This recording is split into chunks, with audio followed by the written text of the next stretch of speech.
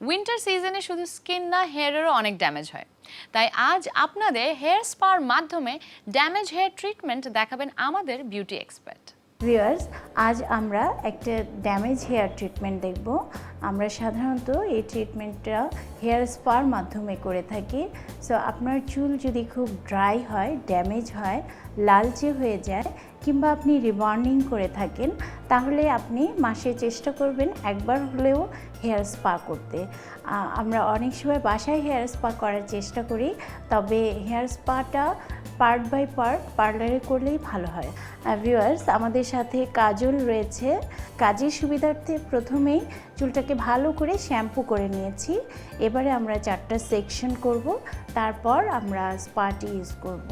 প্রত্যেকটা চুলের গোড়ায় এবং প্রত্যেকটা চুলের শেষ পর্যন্ত যাতে স্পা মেডিসিনটি লাগে, সেজন্যই আমরা সেকশনগুলো করে থাকি।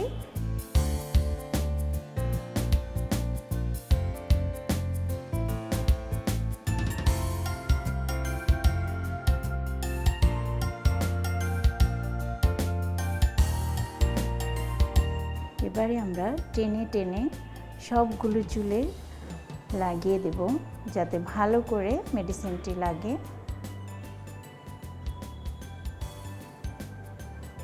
আমরা চুলটাকে ভালো করে আঁচড়ে নেব, তারপর আমরা স্পা মেডিসিনটি ইউজ করব।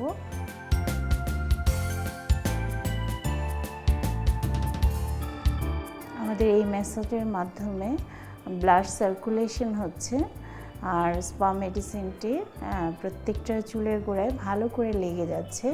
তারপর আমরা স্টিম দেব, তখন এই স্পা মেডিসিনটি ভেতরে ঢুকে যাবে, তাতে করে গোড়াটাও অনেক খাবার পাবে, পাশাপাশি চুলগুলো অনেক শাইনিং হয়ে যাবে। আপনার চুল যদি ড্যামেজ হয়, তাহলেই আপনি হেয়ার স্পা করবেন। হেয়ার স্পাতে আপনার চুল শাইনিং লুক চলে আসবে, পাশাপাশি আপনার চুল দেখবেন পড়ার যে প্রবলেমটা, সেটিও অনেকটা কমে যায়।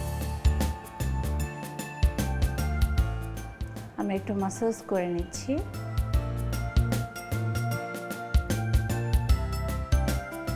আমরা এবারে স্টিম দেব। আমরা এই স্টিমটি 5 মিনিট দেব। আপনি বাসায় যদি এমন কিছু করতে চান, তাহলে টাওয়েল গরম পানিতে ভিজিয়ে চেপে সেটি দিয়েও স্টিমের কাজ করতে পারবেন। এভাবেই আমাদের স্টিম দেয়া কমপ্লিট হলে তারপর আমরা চুলটা ভালো করে ওয়াশ করে নেব।